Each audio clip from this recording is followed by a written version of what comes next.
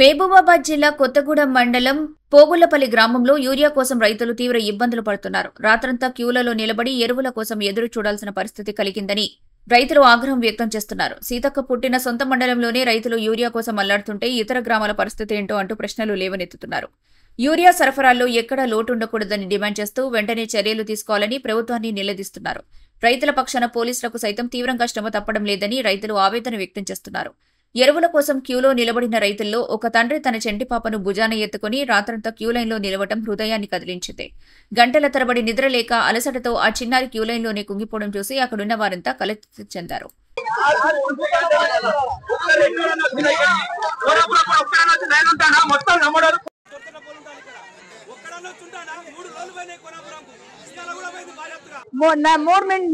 మూడింటికి ఇక్కడ నిలబడిన లైన్ కు ఓటా ఊళ్ళో నుంచి వచ్చినాం సార్.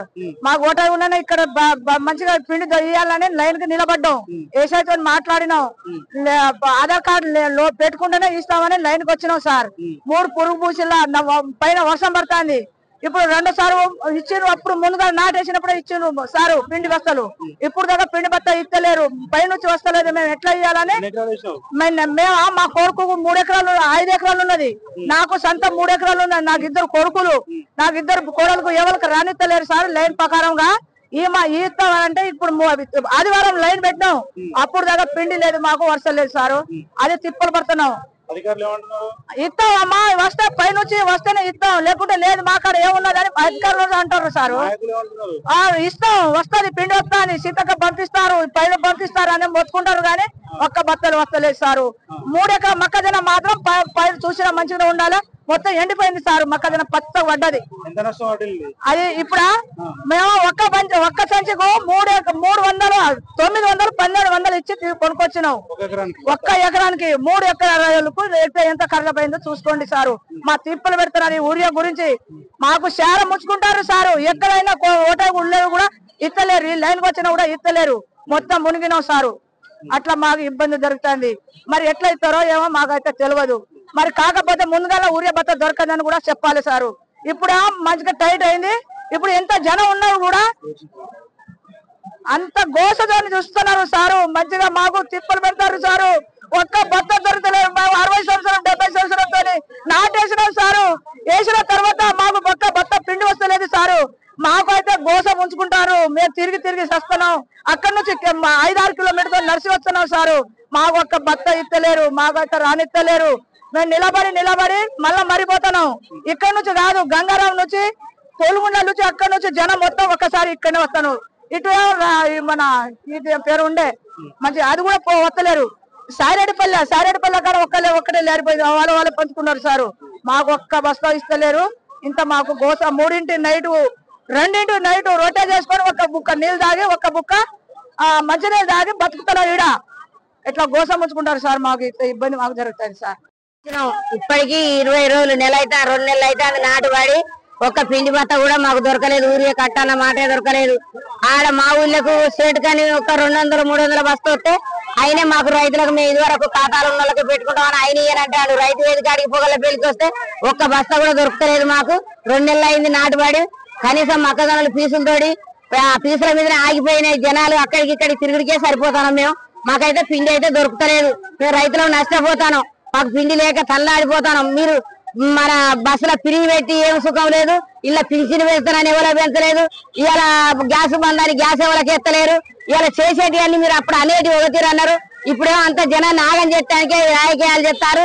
ఎవరు రేవంత్ రెడ్డి గాని మోడీ గాని ఇప్పటికి వారం రోజులకు ముందు ఈ వారం లోపలైనా ఒక మనిషికి 2 బస్తాలు 3 బస్తాలు అందుతేనే జనం బతకగలుగుతారు. లేకుంటే మాత్రం అందరూ ఇంటి ముందరికి వస్తే ఊరేస్తారు కానీ ఓటు అయితే ఎవరు సర్పంచ్ అని వచ్చినా ఏ పార్టీ వాడు వచ్చినా సర్పంచ్ అని వచ్చినా ఓటు అయితే వేయరు. అది మాత్రం కరెక్ట్.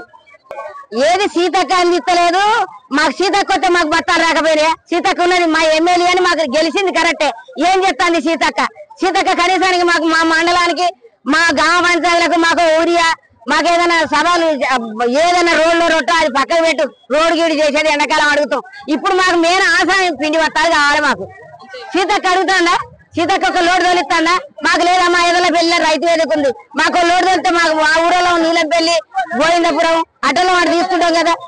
మాకు ఎవరికో సార్ వేసేయడానికి ఇస్తే ఆయన మేము రైతులకు ఇచ్చుకుంటానని చెప్పి అన్నాడు. ఆయన పాత ఖాతాలకే ఇస్తాడు. ఆడిపోతే ఎంత అంటాడు? 300 బస్తా, మళ్ళా దానికి పురుగు మందు 600, మొత్తం 900 రూపాయలు అయితే ఒక బత్త తీసుకోవాలంటే మేము 900 పెట్టి యూరియా బత్త తీసుకోగలుగుతామా? మేము పంటలు పండియగలుగుతామా? మేము ఊడ్చాలు కూడా బతికినా సుఖంగా బతుకు కావచ్చు, కానీ వ్యవసాయం చేసి మాత్రం ఆగం అయిపోతాను. అది మా పద్ధతి. పెళ్లి నా పేరు సూరమ్మ. మాకు ఇప్పుడు 10 ఎకరాల పొలం నాటు పెట్టుకున్నాం. ఒక్క బస్తా కూడా పిండి వేయలేదు. ఇక్కడికి వచ్చి 20 రోజుల కాంచి 10 సార్లు తిరిగిపోయినా ఒక్క బత్త రాలేదు. ఇచ్చిన కార్డులు వద్దపోయి నీళ్ళల్లో ఎత్తారు, లైన్ పెట్టుకుంటారంటారు, నీళ్ళల్లో ఎత్తారు. మోడీ బస్తాలు అక్కడ ఆగబడతాడు. మోడీ రేవంత్ రెడ్డి ఒక్కనాడు నాసాల నష్టపెట్టుడే గానీ వాళ్ళకి సుఖబలం అయితే లేదు. రైతుకి నష్టపోయినాక రేపు ఎట్లా పంట ఎట్లా పండిస్తారు? వాళ్ళు ఎట్లా మళ్ళీ బతకగలుగుతారు? కుటుంబాన్ని ఎట్లా దాటుతారు? ఎట్లా బతకగలుగుతారు? ఈ 5-6 రోజులలో, ఈ వారం రోజులలో ఒక 4 రోజులు ఏ ఊరికి దిగినా జనం బాగుపడతారు. కానీ లేకుంటే అందరు ఈ కాంతి ఓటు అనేస్తే ఊట అందుకొని కొడతారు. ఎవరినే కానీ ఇంకా సర్పంచ్ ఓట్లు ఎట్లా అడుగుతారు వాళ్ళు? మాకు పిండి బత్తాలు లేక ఇబ్బంది అవుతుంది. మాకు మళ్ళీ ఎంపీ ఓటు, ఎమ్మెల్యే ఓట్లు అని ఆ రోజు వేసుకున్నాము. ఈ రోజు ఊరు జనాలకు ఏ ఊరికి ఆ ఊరికి, ఏ మండలానికి ఆ మండలానికి పిండి బత్తాలు జోడిస్తే మేము బాగుపడదు. అదే మమ్మల్ని నష్టపుట్టాలని చెప్పి గవర్నమెంట్ కలుసుకొని మమ్మల్ని మోడీ గాని మన రేవంత్ రెడ్డి గాని మమ్మల్ని ముంచాలని ముంచుతారు. ఇప్పటికీ కనీసానికి నెల నాట్లు 2 నెలలు అవుతుంది. మొక్కజొన్న వేసి 2 నెలలు. ఇప్పుడు కంకులు కావాలి. పిండి ఎప్పుడు వేస్తారు? కంకి పీసుల మీద ఉన్నాయి. ఇప్పుడు వాళ్ళు పిండి కొంత వేస్తే పీసు ప్రేమ పని చేస్తుంది. ఎక్కడి చేనులు అక్కడనే నిలబడిపోయినాయి. మేము అవసరపడతాం. ఈ వారం రోజులలోనైనా పిండి కరెక్ట్ గా జనానికి తోలిస్తేనే జనం మన గవర్నమెంట్ వాడు మంచివాడు అనుకుంటారు. కానీ లేకుంటే మాత్రం మనిషికి ఒక చెప్పు అనుకోరికి వచ్చే పరిస్థితుల మీద వస్తుంది. ఎంత ఇబ్బంది ఉన్నది. ఈ చివరికి కొస ఊపిరికి కూడా ఏమైనా దక్కించుకుందా అనే ఒక ప్రయత్నంలో ఈ ఏజెన్సీ రైతాంగం, గిరిజన రైతాంగం ఇంకా వాళ్ళు తల్లాట పడతా ఉన్నారు. వాళ్ళకు ఆశలు లేకపోయినప్పటికీ కూడా పంటను పోనీయకుండా తల్లాడుతా ఉన్నారు. ఎందుకంటే ఇక్కడ సాగునీళ్లు లేవు, 2వ పంటకు అవకాశం లేదు. కాబట్టి ఒక్క పంటనైనా బలంగా పండించుకోవాలని వాళ్ళు మరి కాలానికి అతీతంగా యుద్ధం చేసి మరి పంటలు పండించాల్సిన పరిస్థితి ఏర్పడతా ఉంటది. కాబట్టి నష్టపోయే పరిస్థితి ఏర్పడతా ఉన్నది. ఇప్పుడు మొక్కజొన్న పంటలకు ఆల్రెడీ చేతులు ఎత్తేసిల్లు మొక్కజొన్న పంట మీద ఆశలు లేవు. ఏమన్నా వరి పంటలు మొన్నటిదాకా వర్షాలు తీవ్రంగా పడతా ఉన్నాయి కాబట్టి సరే వంపులు మిట్టలు అన్ని వరి పంటలకు కనుక వేసిల్లు. వరి పంటలకు ఫస్ట్ నాటు పెట్టిన తర్వాత 15-20 రోజులకు వేయాల్సిన యూరియాను ఇప్పటి వరకు కూడా ఆ వరి పంటలకు అందలేదు.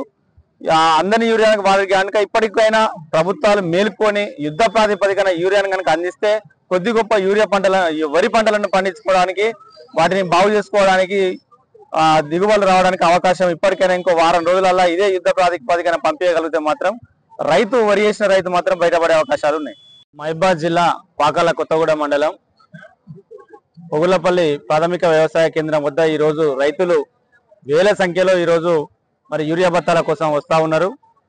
మరి ఇప్పటికే మొక్కజొన్న పంట ఈ ఏజెన్సీ గ్రామాలలో ఉన్నటువంటి మండలాలల్లో మొక్కజొన్న పంట తలెన్నేసి వెళ్ళిపోయింది. నిలువున నిలిచిపోయినాయి మొక్కజొన్న కర్రలు మొత్తము బెన్లు పెట్టకుండా, కంకులు పెట్టకుండా నిలిచిపోయినాయి. మరి ఆదివాసులు కానీ గిరిజన రైతులు కానీ ఇక్కడ పోడు వ్యవసాయం చేసుకుంటారు కాబట్టి వారు తీవ్రంగా నష్టపోయిళ్ళు.